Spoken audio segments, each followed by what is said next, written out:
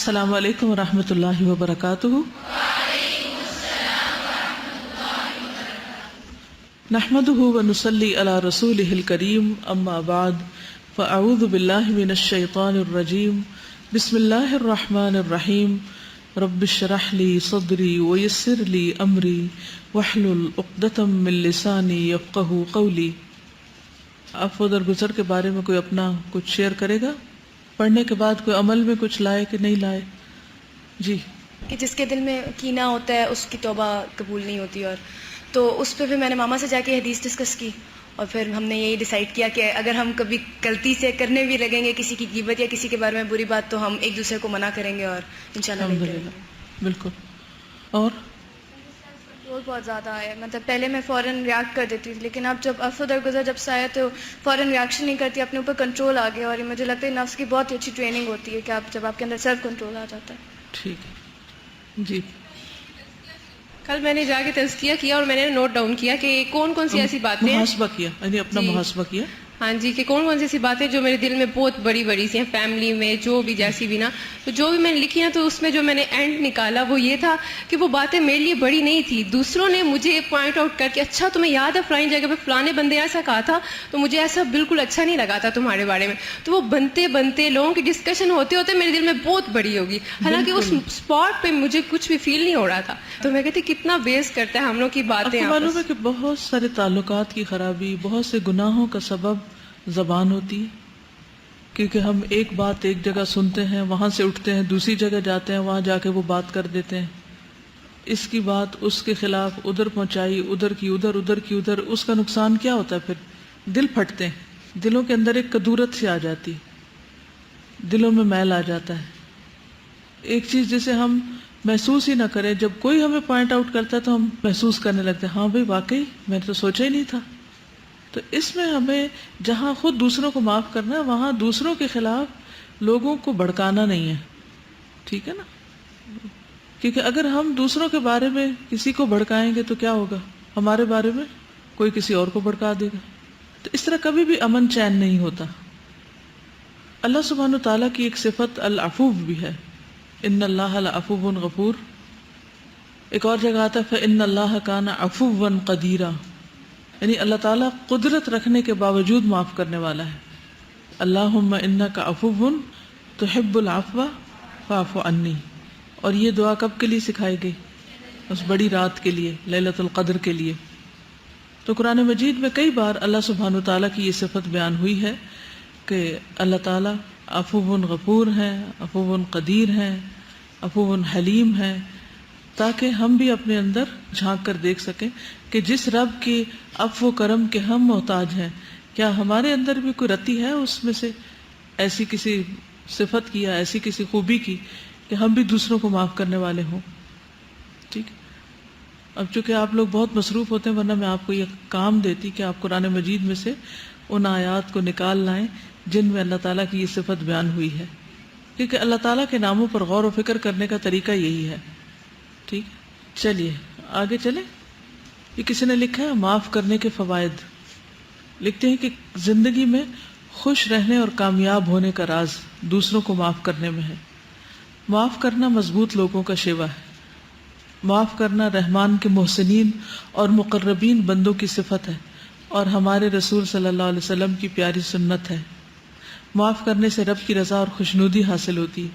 معاف کرنے سے دلوں میں محبت بڑھتی، معاف کرنے سے دل سے بغض، کینہ، حسد وغیرہ ختم ہو جاتا ہے۔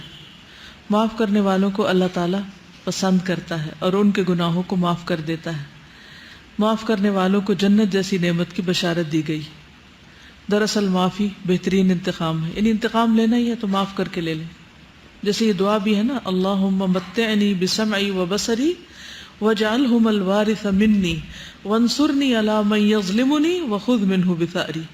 اللہم، اے اللہ، متعنی بسمعی، مجھے فائدہ پہنچا میری سماعت کے ساتھ، یعنی میں اپنے کانوں سے فائدہ اٹھا سکوں۔ تو کیا لوگوں کی غیبت چغلی سن کے آپ اپنے کانوں کو فائدہ پہنچا رہے ہیں، یہ کان آپ کو فائدہ پہنچا رہے ہیں؟ وبصری، اور میری نگاہ کے ذریعے بھی مجھے فائدہ پہنچا۔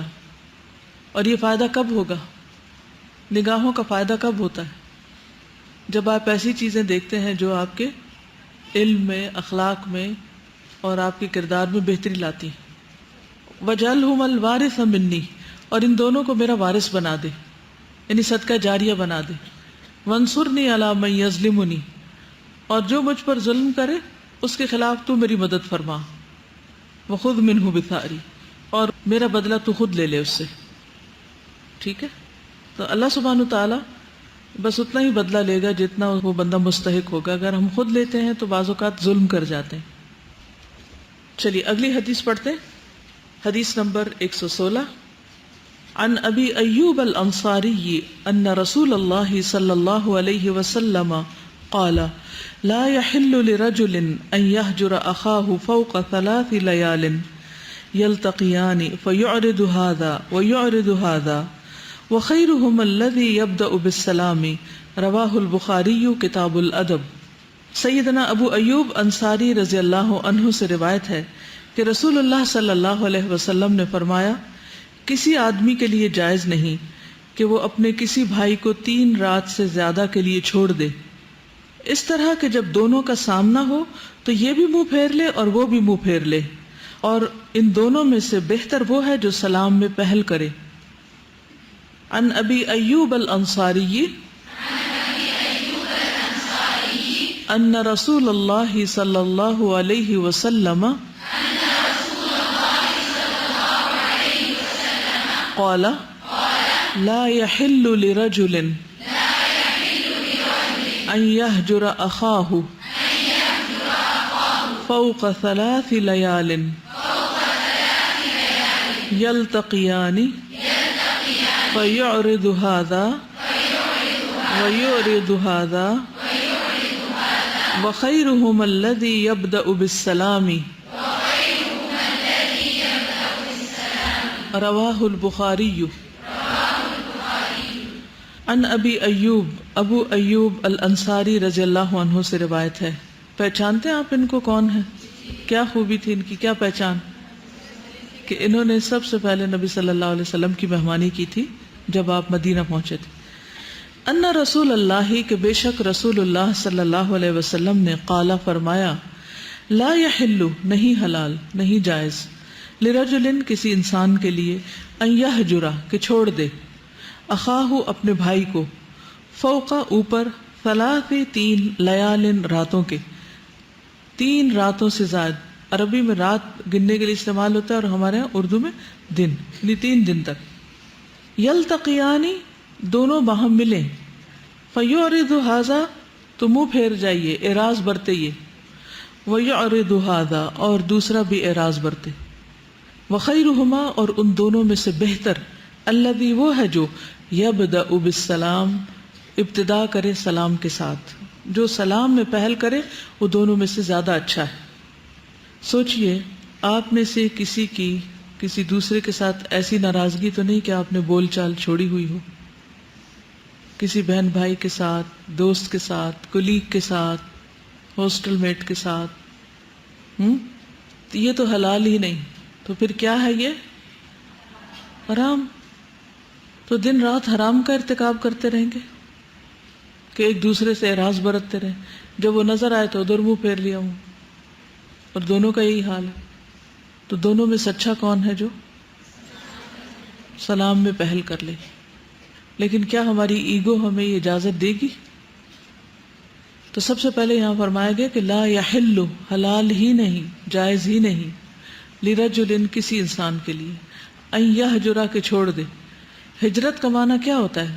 کسی جگہ کو چھوڑ دینا، یا کسی انسان کو چھوڑ دینا، یا کسی بات کو چھوڑ دینا، یا کسی کام کو چھوڑ دینا۔ ہجر چھوڑنے کو کہتے ہیں۔ اور یہاں وطن چھوڑنا مراد نہیں ہے کہ اپنے وطن سے ہجرت کر جائے، مراد اس سے کیا ہے کہ اپنے بھائی سے بائیکاٹ نہیں کرے، دوستوں میں بائیکاٹ نہیں ہونا چاہیے، بول چال بند نہیں ہونی چاہیے، تعلق ختم نہیں ہونا چاہیے۔ علماء کہتے ہیں کہ اس حدیث میں یہ صراحت کی گئی ہے، وضاحت کی گئی ہے کہ 3 راتوں سے زیادہ ایک مسلمان کا دوسرے مسلمان سے بائیکاٹ کرنا حرام ہے۔ اور اس کا معنی کیا ہے کہ 3 دن تک جائز ہے، 3 دن تک اجازت ہے اس کی، 3 دن سے زیادہ کی اجازت نہیں۔ 3 دن کی اجازت کیوں ہے؟ 3 دن تک مہلت ہے، وائے؟ انسان کے اندر غصہ تو ہے نا، اور بعض اوقات بہت زیادہ غصہ آ جاتا ہے، لیکن کبھی بھی آگ بھڑکتی ہے تو اس کے شعلے پہلے اوپر ہوتے پھر آہستہ آہستہ ٹھنڈے ہو جاتے ہیں. تو اللہ تعالیٰ نے ہمیں پیدا کیا، وہ ہمیں جانتا ہے کہ غصے کو ختم ہونے کے لیے کتنا وقت چاہیے کسی کو. تو 3 دن کافی، 3 دن میں انسان کا ٹیمپریچر نارمل ہو جانا چاہیے. تو اس لیے صرف 3 دن کی رخصت دی گئی، اجازت دی گئی، اور اس کے بعد اس کو رجوع کر لینا چاہیے، پلٹ آنا چاہیے. اب اگر دونوں ہی مومن ہیں، مسلم ہیں، تو دونوں ہی کوشش کریں گے تو صلح جلدی ہو جائے گی، حالات درست ہو جائیں گے. بیسیکلی اللہ سبحانہ وتعالیٰ چاہتے ہی نہیں کہ ہم مسلمان آپس میں ناراض بھی رہیں اور ہمارے درمیان بدگمانیاں ہوں اور اختلافات ہوں. اکثر یہ دیکھا گیا ہے کہ لوگ دنیا میں جو مسلمانوں پر ظلم و ستم ہوتے ہیں ان کے بارے میں بہت فکر مند رہتے ہیں، بڑی مہمیں بھی چلاتے ہیں، باتیں بھی کرتے ہیں، اور کچھ کرنا بھی چاہتے ہیں اس کے لیے، ہے نا. لیکن اگر انہی کو کھول کے دیکھیں تو خود ان کے دلوں کے اندر اتنے کینے ہوں گے اپنے ساتھ والوں کے ساتھ، اپنے بہن بھائیوں کے ساتھ، اپنے دوستوں کے ساتھ، اپنے دینی بھائیوں کے ساتھ یا دینی بہنوں کے ساتھ. تو مجھے یہ کبھی تضاد سمجھ نہیں آیا کہ دور والے کے غم میں تو آپ بڑا رو رہے ہیں اور جو قریب والا ہے اس کے بارے میں انتہائی بے حس ہیں، نہ اس کے دکھ درد کی آپ کو پرواہ ہے، نہ اس کی ناراضگی کی آپ کو کوئی پرواہ ہے، نہ اس پر آپ ٹس سے مس ہوتے ہیں. تو کیسے مسلمان ہیں؟ کس درجے کا اسلام ہے یہ؟ اور یہ ہماری پرسنالٹیز کے اندر کانفلکٹ یا تضاد کیوں ہے؟ تو بات یہ ہے کہ 3 دن انسان کو مہلت دی گئی ہے کہ وہ اپنے آپ کو درست کر لے، یا 3 راتیں، یعنی جب شروع کیا، مثلا صبح لڑائی ہوئی تو 3 دن کے بعد اسی وقت پر 3 دن کی مہلت ختم ہو جائے گی، یعنی وہ عدت ختم ہو جائے گی یا وہ مدت پوری ہو جائے گی، اور اس کے بعد رجوع کرنا ہوگا. ٹھیک ہے، ورنہ اللہ سبحانہ وتعالیٰ کی ناراضگی اس شخص پر آئے گی. رسول اللہ صلی اللہ علیہ وسلم نے یہ بھی فرمایا کہ کسی مسلمان کے لیے حلال نہیں کہ اپنے بھائی کو 3 دن سے زیادہ چھوڑے رکھے. جس نے 3 دن سے زائد چھوڑ دیا اور اسی حالت میں مر گیا تو وہ آگ میں جائے گا. یہ سنن نبی داؤد کی روایت ہے 4916. کیونکہ صلح کرنے سے کیا چیز روکتی ہے انسان کو؟ انا، تکبر روکتا ہے نا، کہ میں کیوں آگے بڑھوں. تو جو شخص تکبر میں مبتلا ہو جاتا ہے پھر اس کے لیے تو جنت نہیں ہے نا. جس کے دل میں رائی کے دانے برابر بھی تکبر ہوگا وہ جنت میں نہیں جا سکے.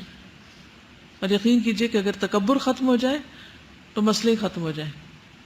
بہت سی خرابیاں تکبر کی وجہ سے ہوتی.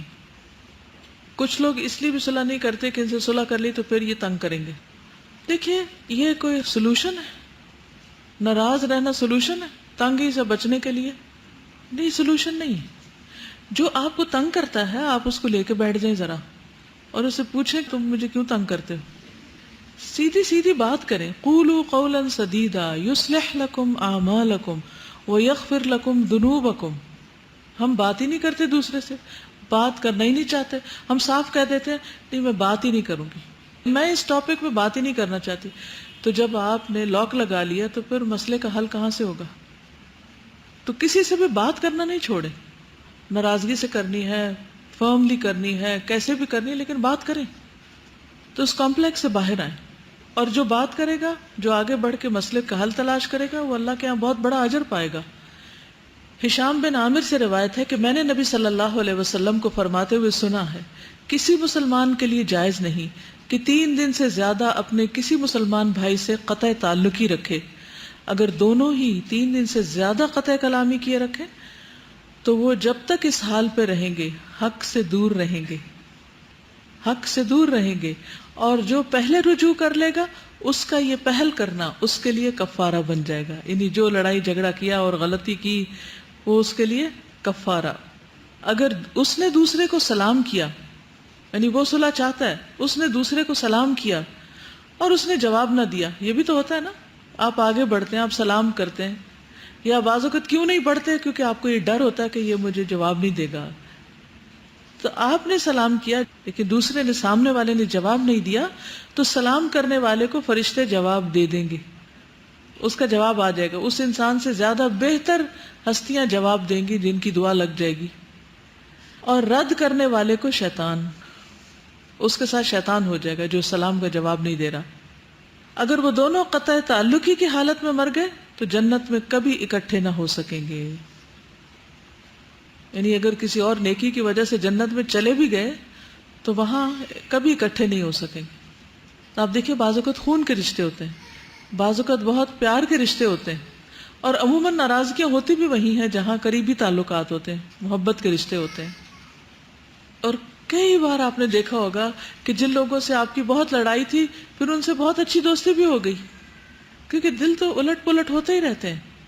بعض مائیں اپنے بچوں سے ناراض ہو جاتی ہیں, بعض بچے آپس میں ناراض ہو جاتے ہیں, تو پھر یہ قیامت کے دن بہت بڑی پکڑ اور ایک طرح سے تکلیف کا سبب ہوگا. اس پر آپ میں سے کوئی کچھ کہنا چاہے؟ جی ہاں, آپ یہ دعا کر سکتے ہیں کہ اللہ تعالیٰ اس کا دل میری طرف سے صاف کر دے اور ہمارا معاملہ درست کر دے. دیکھیے جہاں تک بدگمانی کا تعلق ہے تو آپ کو پتہ ہے کہ بدگمانی کو کیا کہا گیا ہے؟ ان بعد الظن اثم, ایک جگہ اثم کہا گیا, دوسری جگہ آپ دیکھیے فإن الظن لا يغني من الحق شيئا, اس سے حق حاصل نہیں ہوتا, حق کو فائدہ نہیں ہوتا. اور اجتنبوا من الظن فإن الظن اکذب الحدیث, جھوٹ کی سب سے بڑی قسم ہے. فإن الظن اکذب الحدیث, جھوٹ بری چیز ہے, کتنی بری, کبیرہ گناہوں میں سے نا, اور منافقت کی علامت ہے. تو آپ دیکھیے کہ جب انسان دوسرے کے بارے میں بدگمان ہوتا ہے, بدگمانی کرتا ہے بیس لیس بات کی بنیاد پر, تو کیا وہ جھوٹ کا شکار نہیں؟ کیا اس کا دل جھوٹ نہیں بول رہا؟ اس کا تو دل جھوٹ بول رہا ہے. فإن الظن اکذب الحدیث. لیکن ہم نے اس کو کبھی جھوٹ سمجھا ہی نہیں, ہم تو یقین پر ہوتے ہیں نہیں نہیں ایسا ہی ہے, حالانکہ وہ صرف ہماری غلط فہمی ہو سکتی, اور اس غلط فہمی کو پال پال کے اتنے میں ایک اور پڑ جاتی, اتنے میں ایک اور, تو گرا پہ گرا لگتی چلی جاتی, کیونکہ ہم نے کبھی اس کو صاف کرنے کی کوشش ہی نہیں کی. صاف کرنے کی کوششوں میں سب سے بہترین طریقہ ہے براہ راست بات کر لیں, ڈائریکٹ پوچھ لیں جا کے, ادھر ادھر بات کرنے کی بجائے جس سے متعلق معاملہ ہے اس سے آپ بات کر لیں کہ اس معاملے کی حقیقت کیا ہے. لیکن کتنے لوگ ہیں جو یہ طریقہ اختیار کرتے ہیں؟ نہیں کرتے نا. جو غصہ آئے گا, غم آئے گا, کبھی اس سے بات کریں گے, اس سے غیر متعلقہ لوگوں کو پریشان کریں گے, لیکن جس سے متعلق بات ہوگی اس سے بات نہیں کریں گے, تو غلط فہمیاں کبھی دور ہوتی ہی نہیں. اس کے برعکس دوسرے کو معاف کر دینا, دل سے بدگمانی نکال دینا. یعنی اگر آپ کو کسی کے بارے میں کوئی بدگمانی ہوئی تو بہتر ہے کہ آپ اس کو پوچھ لیں اس کی حقیقت, یا پھر اگر آپ کے اندر گٹس نہیں ہے پوچھنے کے تو کیا کریں, اس کو اپنی ذہن سے نکال دیں, کیونکہ اس کا اور اس کے رب کا معاملہ ہے, مجھے اس میں نہیں پڑنا. لیکن اس بنا پہ تجسس نہیں, غیبت نہیں, تہمت نہیں, کچھ بھی نہیں. اگلی حدیث ہے 117, عن ابی ہریرہ عن رسول اللہ صلی اللہ علیہ وسلم قال ما نقصت صدقة من مال وما زاد اللہ عبدا بعفو الا عزا وما تواضع احد للہ الا رفعہ اللہ, رواہ مسلم. سیدنا ابو ہریرہ رضی اللہ عنہ سے روایت ہے کہ رسول اللہ صلی اللہ علیہ وسلم نے فرمایا, صدقہ دینے سے مال کم نہیں ہوتا, صدقہ دینے سے مال کم نہیں ہوتا, اور جو بندہ معاف کر دیتا ہے اللہ اس کی عزت بڑھاتا ہے, اور جو بندہ اللہ تعالیٰ کے لیے عاجزی اختیار کرتا ہے اللہ تعالیٰ اس کا درجہ بلند کرتا ہے. یہ جو آپ نے معاف کرنے کے فائدے لکھے اس میں یہ بھی ڈال لیجیے. عن ابی ہریرہ عن رسول اللہ صلی اللہ علیہ وسلم قال ما نقصت صدقة من مال وما زاد اللہ عبدا بعفو الا عزا وما تواضع احد للہ الا رفعہ اللہ, رواہ مسلم. عن ابی ہریرہ, ابو ہریرہ رضی اللہ عنہ سے روایت ہے, عن رسول اللہ صلی اللہ علیہ وسلم, وہ رسول اللہ صلی اللہ علیہ وسلم سے روایت کرتے ہیں, قال آپ نے فرمایا, ما نقصت نہیں کم کرتا, صدقۃ صدقہ, من مال مال میں سے, صدقہ مال میں سے کچھ کم نہیں کرتا, صدقہ دینے سے مال کم نہیں ہوتا. وما زاد اللہ, اور نہیں بڑھاتا اللہ, عبدن کسی بندے کو بعفو عفو کی وجہ سے معاف کرنے کی وجہ سے الا مگر عزن عزت ہی میں، یعنی نہیں زیادہ کرتا اللہ کسی بندے کی عفو کے ذریعے مگر عزت. وما تواضع اور نہیں تواضع کرتا احد ان کو ایک للہ اللہ کے لیے الا مگر رفعہ اللہ بلندی عطا کرتا ہے اس کو اللہ، اونچا کر دیتا ہے اس کو اللہ. کتنی خوبصورت حدیث ہے کہ جو تم سوچتے ہو چیزیں اس کے اپوزٹ ہوتی. ہمارا گمان کیا ہوتا ہے کہ کسی کو کچھ دیں گے تو کیا ہو جائے گا، ہماری چیز کم ہو جائے گی، لیکن وہ کم نہیں ہوتی. دینے کے بعد جو بچتی ہے وہ بڑی ہی بابرکت ہوتی، اور پھر کچھ دیر نہیں لگتی کہ اللہ تعالیٰ کسی نہ کسی ذریعے سے اس کو واپس بھی لوٹا دیتے ہیں، اور بہت دفعہ اس سے اچھی ملتی کیونکہ اللہ تعالیٰ 10 گنا زیادہ دیتے ہیں. اور اسی طرح معاف کرنے سے عزت کم نہیں ہوتی. بہت سے لوگوں کا یہ جھوٹا گمان ہے کہ معاف کرنے سے پھر دوسرا میرے سر چڑھ جائے گا، میں نے معاف نہیں کرنا اس لیے. لیکن یہاں پر کیا فرمایا کہ جو معاف کرے گا اللہ تعالیٰ اس کی عزت میں اضافہ ہی کرے گا. یعنی جو جوابی کاروائی نہیں کرے گا، العفو کا معنی کیا ہوتا ہے؟ الترک، چھوڑ دینا، اپنا حق چھوڑ دے گا، اللہ تعالیٰ اس کی عزت بڑھا دیں گے. وما تواضع احد للہ اور نہیں تواضع کرتا کوئی شخص اللہ کے لیے، یعنی جھکتا اللہ کی خاطر کوئی نہیں جھکتا الا مگر رفعہ اللہ، اللہ اس کو بلندی عطا کر دیتا ہے. یعنی جب کوئی شخص اپنے آپ کو نیچے کر لیتا ہے، ہار مان جاتا ہے، تواضع اختیار کرتا ہے، اپنا حق دے دیتا ہے، اللہ سبحانہ وتعالیٰ اس کے ساتھ کیا معاملہ کرتے ہیں؟ اس کو بلندی عطا کرتے، اس کے درجات بلند کر دیتے ہیں. تو یہ بھی ہمارے گمان کی تردید کر دی گئی. تو اس میں خاص طور پر عفو کی بات ہے کہ جو شخص کسی کو معاف کرتا ہے اللہ سبحانہ وتعالیٰ اس کی عزت بڑھا دیتا ہے. یہ 2 طرح سے ہوتی ہے. نمبر 1، دنیا میں عزت بڑھ جاتی. جو شخص درگزر کرنے میں مشہور ہو جائے کہ فلاں بہت معاف کرنے والا ہے، درگزر کرنے والا ہے، وہ بات کا بتنگڑ نہیں بناتا، وہ دل میں نہیں رکھتا، تو اس کے بارے میں دلوں میں لوگوں کا کیا خیال ہوتا ہے؟ دل کیا گواہی دیتے ہیں کہ بہت اچھا انسان ہے. میں نے تو اتنی بڑی غلطی کی، مجھے لگ رہا تھا کہ اب تو پتہ نہیں کیا شامت آئے گی، لیکن اس نے مجھے معاف کر دیا. وہ خود بھی خوش ہوتا ہے اور وہ اس کا تذکرہ آگے ضرور کرتا ہے. جو چیز دلوں کو ٹچ کرتی ہے نا، وہ انسان دل میں نہیں رکھتا، پھر وہ دوسرے کو بتانا چاہتا ہے. تو جب وہ دوسرے کو بتاتا ہے تو جس شخص کے متعلق اچھی بات ہوتی ہے وہ اس کی نیک نامی میں اضافے کا سبب ہوتی.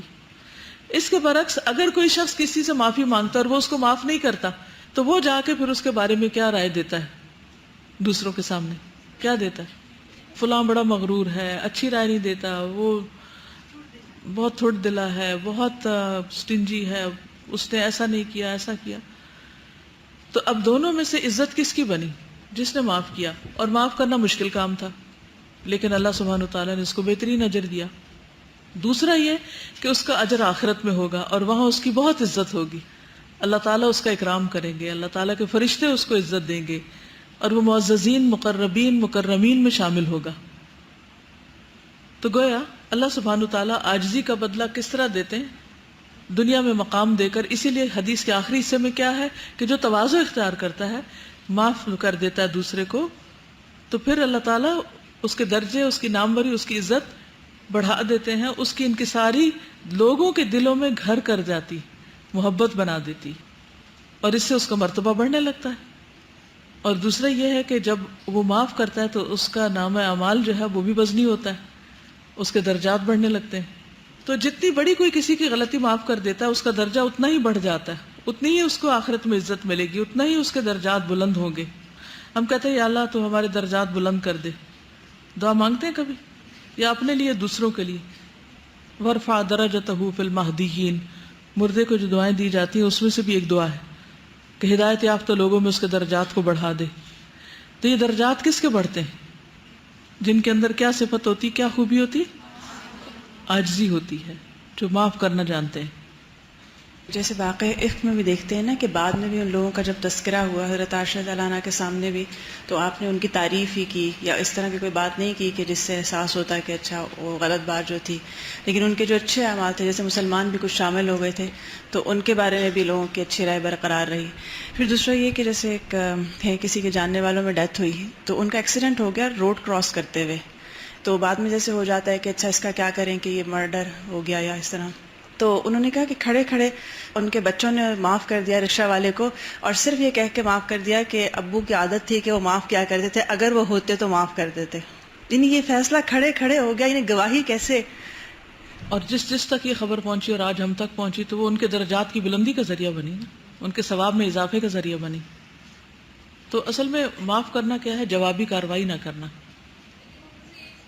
یس بالکل. دین پڑھنے والوں سے تو لوگ واقعی ایکسپیکٹ کرتے، اگر کوئی نہ کرے تو کہتے اچھا قرآن پڑھ کے بھی اس کا دل نرم نہیں ہوا کہ ایک شخص معافی مانگ رہا ہے اور دوسرا معافی نہیں کر رہا.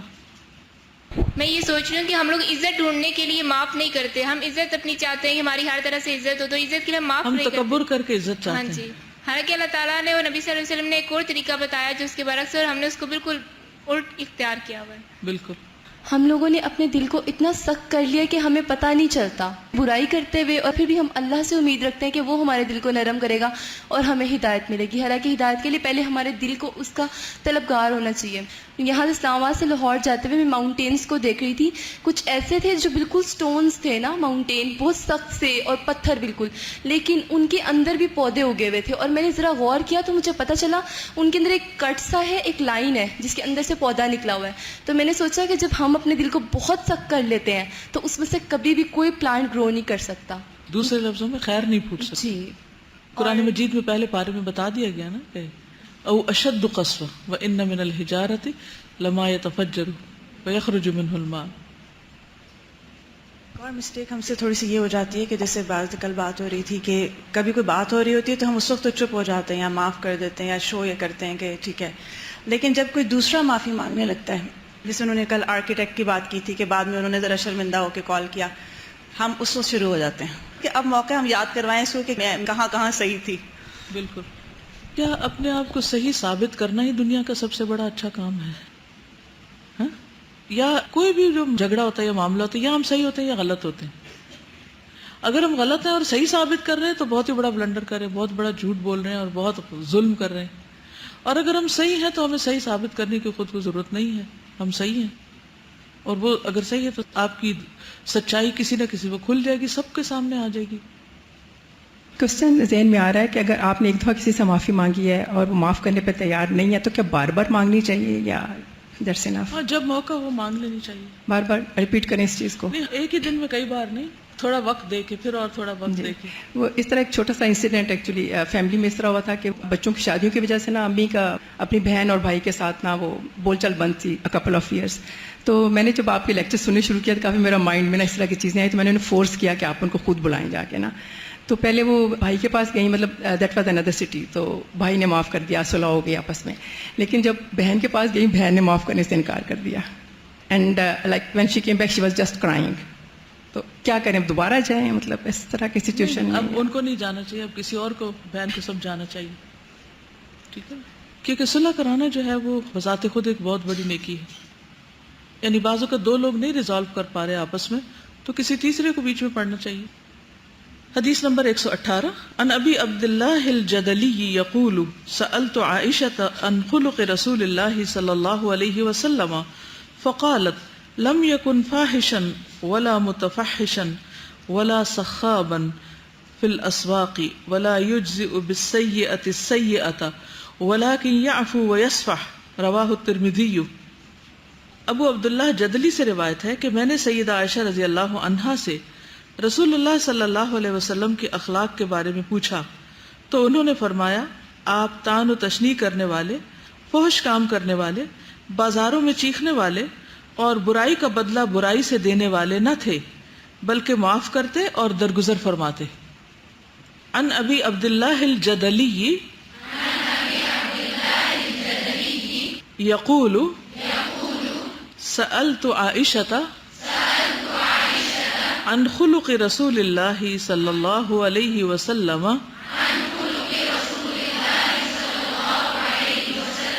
فقالت لم يكن فاحشا ولا متفحشا ولا سخابا في الأسواق ولا يجزي بالسيئة السيئة وَلَكِنْ يَعْفُو وَيَصْفَحُ. لفظی ترجمہ ان ابی عبداللہ، ابو عبداللہ الجدلی سے روایت ہے، یقول کہتے ہیں سألت میں نے سوال کیا عائشہ رضی اللہ تعالی عنہا سے ان خلق رسول اللہ صلی اللہ علیہ وسلم، رسول اللہ صلی اللہ علیہ وسلم کے اخلاق کے بارے میں. فقالت تو وہ کہنے لگی لم یکن نہ تھے آپ فاحشن بدگو، ولا متفحشن اور نہ بد زبانی کرنے والے، ولا سخابن اور نہ شور مچانے والے چیخنے والے، فی الاسواق بازاروں میں، ولا یجزی اور نہ بدلہ دیتے، بالسیئۃ السیئۃ برائی کا برائی سے، ولیکن لیکن یعفو معاف کر دیتے، ویصفح اور درگزر فرماتے. تو اب یہ نبی صلی اللہ علیہ وسلم کا اخلاق بیان کیا جا رہا ہے کہ کس طرح آپ صلی اللہ علیہ وسلم کی شخصیت بہت خوبصورت تھی. اس کی ایک بنیادی وجہ آپ کی گفتگو بہت محتاط تھی. آپ کی گفتگو میں کوئی بدگوئی بد زبانی نہیں تھی. فحش باتیں کون سی ہوتی ہیں؟ جیسے گالی گلوچ وغیرہ یا بے حیائی پر مبنی باتیں. ایک اور روایت میں آتا ہے مسند احمد میں کہ لم یکن رسول اللہ صلی اللہ علیہ وسلم سبابا ولا فحاشا ولا لعانا وكان يقول لأحدنا عند المعتبة ما له تربت جبينه. انس بن مالک کہتے ہیں کہ نبی صلی اللہ علیہ وسلم گالیاں دینے والے، لعنت ملامت کرنے والے یا بیہودہ باتیں کرنے والے نہیں تھے. یعنی آپ کے کلام میں یہ چیزیں نہیں تھی. عتاب کے وقت یعنی معاتبت ہوتی ہے کسی کو سکولڈ کرنا، ڈانٹ ڈپٹ کرنا، سزا دینے کے بھی معنی میں آتا ہے لیکن وربل سزا زیادہ معنی ہے. تو عتاب کے وقت بھی صرف اتنا فرماتے کہ اسے کیا ہو گیا، اس کی پیشانی خاک آلود ہو. لیکن آپ ڈانٹنے کے لیے بھی برے کلمے استعمال نہیں کرتے تھے. اپنی زبان کو ہر لحاظ سے ان چیزوں سے پاک رکھتے تھے اور یہ نہایت ضروری ہے. بہت ہی اہم ہے یہ بات، ٹھیک ہے نا؟ کیونکہ بعض اوقات انسان یہ سمجھتا ہے کہ میں مظلوم ہوں، میں حق پر ہوں، میرا حق ہے کہ میں دوسرے سے بدلہ دوں. اب بعض اوقات یہ ہوتا ہے کہ ایک شخص آپ کو گالی دے رہا ہے تو کیا اب آپ کا یہ حق ہے کہ آپ جواب میں گالی دیں؟ کیا خیال ہے؟ جواب میں گالی دیں گے تو پھر ہی حق پورا ہوگا، حق حاصل ہو جائے گا آپ کو؟ نہیں. تو کیسے بدلہ لیں گے اگر گالی نہیں دیں گے تو؟ اور کیوں نہیں دیں گے؟ کچھ لوگوں کی زبان بہت خراب ہوتی ہے اور اب انگریزی کے بہانے تو ہمیں کھلی چھوٹ مل گئی ہے جو مرضی بولیں کسی کو، کیونکہ اردو اور پنجابی کی گالیاں تو سب کو سمجھ آتی ہیں اور وہ معروف اور مشہور ہیں کہ یہ برے لفظ ہیں اور کوئی بھی مہذب لوگ ان کو نہیں بولتے. اور جو اچھے سمجھدار گھرانے ہوتے ہیں وہ بچوں کی زبان پر بھی بہت نظر رکھتے ہیں اور ان کو روکتے رہتے ہیں اس سے. لیکن اب چونکہ ہمارے بچے انگریزی سیکھ گئے ہیں اور وہ کانفیڈنٹ ہیں تو انگریزی میں جو چاہیں کہیں، کیا فرق پڑتا ہے؟ تو اس کی بھی رخصت ہے کہیں کچھ تانے دینے کی یا سخت باتیں کرنے کی یا گالیاں دینے کی اور پھر فحش باتیں کرنے کی، کیونکہ گالیوں میں بعض اوقات بہت نازیبا اور فحش الفاظ ہوتے ہیں. اور اسی طرح لان تان کرنا، ولا لعانا، کسی کو حسب نسب کا تانا دینا اور کسی کو ویسے لعنت کرنا، اس پر کرنا یا اس کی اولاد پہ کرنا یا اس کی کسی چیز پر کرنا. نبی صلی اللہ علیہ وسلم کو جب غصہ بھی آتا یا کسی کو ڈانٹنا ہوتا تو آپ کیا کہتے؟ بس اتنے الفاظ کہ اس کو کیا ہو گیا ہے، اس کی ناک خاک آلود ہو. اور ناک خاک آلود کب ہوتا ہے؟ جب انسان سجدہ کرتا ہے، یعنی اللہ کے آگے جھک جائے، اس میں تواضع پیدا ہو جائے یہ کیا کر رہا ہے.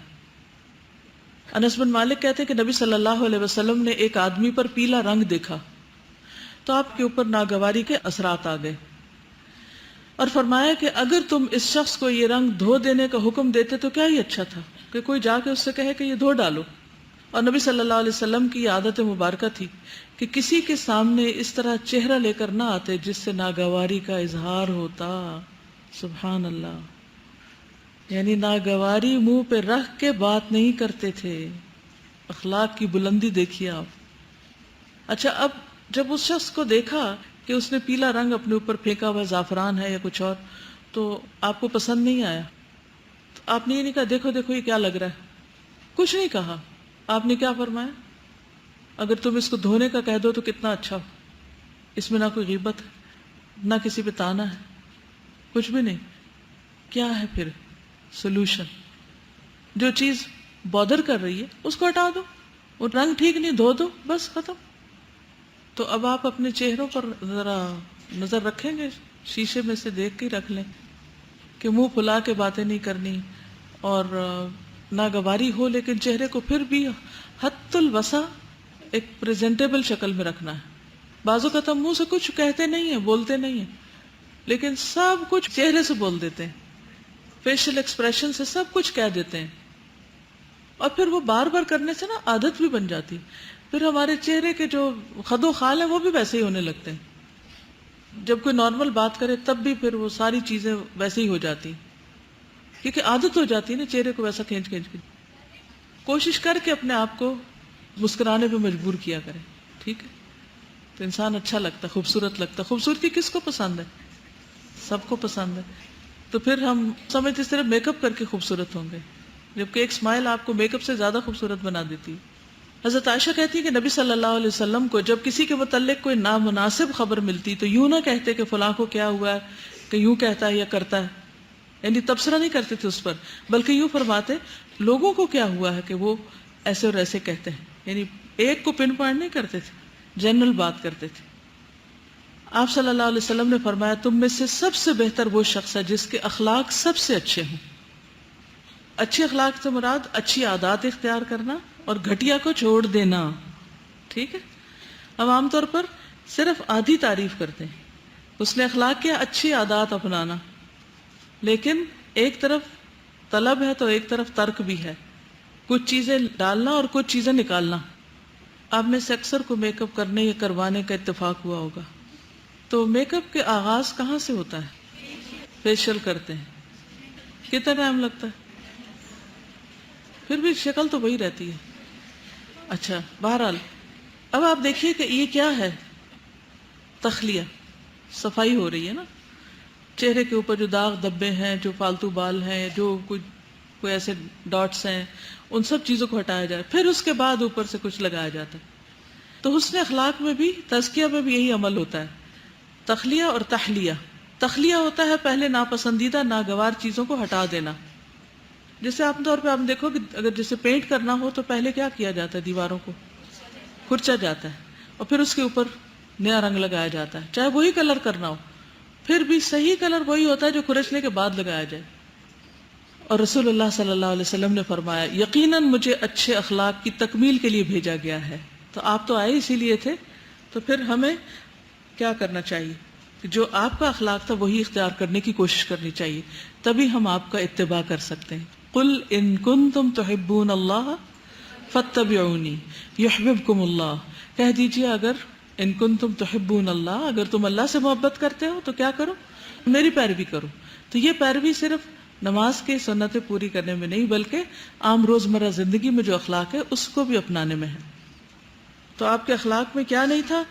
تان و تشنیع نہیں تھی، تانے نہیں دیتے تھے، فحش باتیں نہیں کرتے تھے، بازاروں میں چیختے نہیں تھے، اور برائی کا بدلہ برائی سے نہیں دیتے بلکہ معاف کر دیتے تھے. آخری حدیث ہے 119. عن معاذ بن رفاعة اخبر عن ابيه قال قام ابو بكر الصديق على المنبر ثم بكى فقال قام رسول الله صلى الله عليه وسلم عام الاول على المنبر ثم بكى فقال سلوا الله العفو والعافية فإن أحدا لم يعط بعد اليقين خيرا من العافية. رواہ الترمذی. معاذ بن رفاع اپنے والد سے روایت کرتے ہیں کہ حضرت ابو بکر صدیق منبر پر کھڑے ہوئے، پھر روئے اور فرمایا رسول اللہ صلی اللہ علیہ وسلم ہجرت کے پہلے سال منبر پر کھڑے ہوئے، پھر روئے اور ارشاد فرمایا اللہ سے معافی اور عافیت مانگو، بے شک کسی ایک کو بھی یقین کے بعد عافیت سے بہتر چیز نہیں ملی. عن معاذ بن رفاعة رفاعة اخبر عن ابيه قال قام ابو بکر الصدیق على المنبر ثم بكى فقال قام رسول الله صلی اللہ علیہ وسلم عام الاول على المنبر ثم بكى فقال سلوا الله العفو والعافية فإن أحدا لم يعط بعد اليقين خيرا من العافية. لفظی ترجمہ ان معاذ بن رفاع، معاذ بن رفاع سے روایت ہے، اخبر انہوں نے خبر دی ان ابی اپنے والد سے یعنی رفاع سے، قال انہوں نے کہا قامہ کھڑے ہوئے ابو بکر الصدیق، ابو بکر الصدیق علی المنبر، ممبر پر یعنی خلیفہ بننے کے بعد، ثم بکا پھر رو پڑے، فقال پھر فرمایا قام رسول اللہ صلی اللہ علیہ وسلم، کھڑے ہوئے تھے رسول اللہ صلی اللہ علیہ وسلم عام الاول پہلے سال علی المنبر ممبر پر، ثم بکا پھر رو دیے تھے، یعنی نبی صلی اللہ علیہ وسلم ممبر پر کھڑے ہوئے پھر رونے لگے، فقال پھر فرمایا سلو سوال کرو اللہ اللہ سے، العفو معافی کا، والعافیت اور عافیت کا، فإن پس بے شک لم یعطا نہیں دیا گیا، بعد الیقین یقین کے بعد، خیرن بہترین چیز، من العافیت عافیت سے، یعنی کسی ایک بندے کو بھی یقین کے بعد عافیت سے بہتر چیز نہیں ملی۔ تو سب سے پہلی بات تو یہ ہے کہ حضرت ابو بکر صدیق کن کن چیزوں میں اتباع کرتے ہیں رسول اللہ صلی اللہ علیہ وسلم کا، ہر معاملے میں، حتیٰ کہ تعلیم دینے کے معاملے میں۔ یہ حدیث جب بیان کرتے ہیں تو اسی انداز میں کرتے ہیں جس میں نبی صلی اللہ علیہ وسلم نے بیان کی تھی، کہ ممبر پہ کھڑے ہوئے اور رو دیے، اور فرمایا حضور صلی اللہ علیہ وسلم بھی یہاں پر کھڑے ہوئے تھے، تشریف فرما ہوئے تھے اور پھر رو دیے تھے، اور روتے ہوئے فرمایا تھا کہ یہ دعا مانگو۔ عام طور پہ رونے کو مردوں کی کمزوری سمجھا جاتا ہے، لیکن رونا کسی کے لیے بھی اللہ کی رحمت ہے کہ اس کا دل نرم، سنگ دل کو رونا نہیں آتا نا۔ تو یہاں پر اللہ سے مانگنے کی بات کی گئی، صلی اللہ، اللہ سے سوال کرو، مانگا کرو، کیا؟ العفو، درگزر۔ کیا مطلب؟ کہ اللہ تعالیٰ ہمارے گناہوں کو معاف فرما دے، یا پھر ہمیں معاف کرنے کی توفیق دے دے، اللہ ہمیں عفو کی صلاحیت دے دے تاکہ ہم اوروں کو معاف کریں۔ اور عافیہ کا کیا معنی ہوتا ہے؟ سلامتی، جسم میں، بدن میں، دین میں، ایمان میں، ہر طرح کی سلامتی، کہ اللہ تعالیٰ ہمیں بیماریوں میں بھی اور دیگر سخت آزمائشوں سے محفوظ رکھنا، ہمیں اپنی پناہ میں رکھنا، اپنی حفاظت میں رکھنا۔ اور یہاں پر یہ جو کہا گیا نا کہ یقین کے بعد مراد ہے ایمان کے بعد، ایمان لانے کے بعد اگر کسی کو بہت بڑی نعمت کوئی ملی ہے تو عافیت کی، کہ اس کی زندگی میں کوئی پرابلمز نہیں ہیں، پریشانیاں نہیں ہیں، ہر طرح کی مصیبت سے وہ پاک ہے۔ اور یہ اللہ سبحانہ تعالیٰ سے مانگنے کی ضرورت ہے، اسی لیے آپ کو جو عفو سے ریلیٹڈ دعائیں ہیں وہ سکھائی گئی ہیں تاکہ آپ اللہ تعالیٰ سے مانگیں۔ ہم جتنا بھی علم حاصل کر لیں، جب تک اللہ کی مدد شامل حال نہ ہو تو اس پر عمل کرنا مشکل ہوتا ہے۔ تو اللہ تعالیٰ ہمیں عمل کی توفیق عطا فرمائے اور ہمیں واقعی عفو عطا کرے۔ اور یہ جو عافیت ہے، اگر اللہ تعالیٰ انسان کے لیے لکھ دے تو ہر طرح کے شر، فتنے، فساد، بیماریوں اور مختلف مصیبتوں سے انسان محفوظ رہتا ہے۔ جب انسان کے اندر امن ہوتا ہے، باہر امن ہوتا ہے، تو بہت سے اچھے کام کر سکتا ہے، ورنہ انسان صرف ان جھگڑوں میں پڑ کر اپنا وقت ضائع کر دیتا ہے۔ لیکن جب کسی بھی گھر میں لوگ ایک دوسرے کو معاف نہ کریں تو وہاں پر کوئی امن چین ہو سکتا ہے؟ قطعاً نہیں ہو سکتا۔ وہاں کوئی خیر کا، بھلائی کا، ترقی کا کام ہو سکتا ہے؟ نہیں ہو سکتا، پھر زوال ہی زوال ہوتا ہے۔ تو اس لیے اللہ تعالیٰ سے عفو اور عافیت مانگنی چاہیے۔ سب سے درخواست ہے کہ پلیز اپنے لیے بھی اور دوسروں کے لیے بھی یہ دعا ضرور کریں کہ وہ معاف کرنے والے ہو جائیں، کیونکہ ہاسپٹلز، سکولز، آفیسز، دفتر، کل ایک دفتر میں جانے کا اتفاق ہوا، ہسپتال میں جانے کا، اتنا تناؤ، اتنا غصہ، ہاسپٹل میں تو لگ رہا ہوتا ہے ہر ایک شاید ہمیں ہی چبا جائے گا، کھا جائے گا، اتنا سب غصہ ہر ایک کو چڑھا، مطلب غلطی کی نہیں ہوتی اور وہ ناراض ہوتے ہیں پہلے سے ہی ہم سے کہ یہ آ کیوں گئے ہمارے پاس نا، مطلب اتنی سخت ناراضگی پوری قوم کے اندر، یہ ایک جو ہے نا انتقامی جذبات ہر وقت اندر ابلتے رہتے ہیں، ہماری قوم میں ہے یہ چیز۔ مطلب مجھے لگ رہا تھا کہ سوشل لیول پر جو ہے یہ تناؤ ہے آپس کے اندر، کینسر جیسا مرض بن چکا ہے۔ جی السلام علیکم۔ یہ رسول اللہ صلی اللہ علیہ وسلم کی جو یہ بات کہ ناک کھا کالو دو، اس سے مجھے بات یاد آ گئی اپنی امی کی کہ وہ کبھی بھی کتنا بھی کوئی ان کو تنگ کر لے غصہ کرے تو وہ ہمیشہ کہتی تھی اللہ تمہارا بھلا کرے. اور اگر کبھی ہم کہہ دیں نا کہ بیڑا غرق ایسی باتوں میں تو کہتی تھی بیڑا غرق نہ کہو اللہ کرے تمہارا بیڑا ترے. تو وہ شروع سے ہی انہوں نے کہا کہ نہیں زبان سے کبھی ایسی بات نہ نکالی جائے جو کہ غلط ہو، کیونکہ کوئی پتہ نہیں ہوتا کس وقت وہ قبول ہو جائے. السلام علیکم. استاذہ میں تو یہ سوچ رہی ہوں کہ جو سارا کچھ ہم پڑھ رہے ہیں 2 دن سے، اور اس میں جتنا زیادہ تفصیل سے معاف کرنے پہ زور دیا جا رہا ہے کہ شاید سب سے زیادہ یہ ہمارے انٹرسٹ میں ہے، کیونکہ سب سے زیادہ ہم خود سفر کرتے ہیں جب ہم کسی کو معاف نہیں کرتے. وہ جو دل پہ ایک بوجھ ہوتا ہے نا، اور وہ جو غصہ اور جواب دینا یا انتقامی کارروائی میں جو سارا یعنی اپنے آپ پہ زیادہ اپنی جان پہ عذاب ہوتا ہے. تو اللہ تعالیٰ کی بہت ہم پہ رحمت ہے شاید، جب ہمیں بار بار یہ کہہ رہا ہے کہ یہ سیکھ لو تاکہ تم ہلکے ہو جاؤ اور تمہارے لیے آسان ہو جائے زندگی. بالکل. دیکھیے غلطی کرنے پر یا تو اصلاح کر دینی چاہیے یا پھر یہ کہ معاف کر دینا چاہیے، لیکن اس کو پالنا جو ہے یہ اپنے آپ پر ظلم کرنا ہے. معاف نہ کرنے میں جو سب سے زیادہ نقصان ہوتا ہے وہ عبادات میں ہوتا ہے. آپ کی نمازوں میں بالکل بھی خشوع نہیں ہوتا، اور خاص طور پہ وہ شیطان کا تو وہ خاص حملہ یا نیکی کے کئی کاموں سے بندہ محروم ہو جاتا ہے، یہ بھی یاد رکھیے. سازا میں سمجھتی ہوں کہ جو میں ہوتی ہے نا وہ انسان کو جھکنے نہیں دیتی، نہ معاف کر سکتا ہے وہ اور نہ ہی وہ کسی سے معافی مانگ سکتا ہے. تو میرا خیال ہے کہ اگر انسان اپنے آپ کو پانی کی طرح سمجھ لینا کہ جہاں پہ رکاوٹ آئے راستہ بدل لے لیکن اس سے ٹکرائے نہ، تو یہ چیز بہت زیادہ فائدہ دیتی ہے. دیکھیے اگر ہم یہ ایکسیپٹ کر لینا کہ فلانے نے غلطی کرنی ہے، اس کے اندر یہ خامیاں ہیں، کمزوریاں ہیں، جیسے ہمارے اندر بھی کچھ ہیں، تو دل ٹھنڈا ہو جائے گا. ایکسیپٹ کر لیں کہ کچھ لوگوں کی کچھ ویکنیسز ہوتی ہیں، وہ ان کے ساتھ ہی ان کو ایکسیپٹ کرنا پڑتا ہے. سبحانک اللہم و بحمدک اشہد ان لا الہ الا انت استغفرک و اتوب الیک.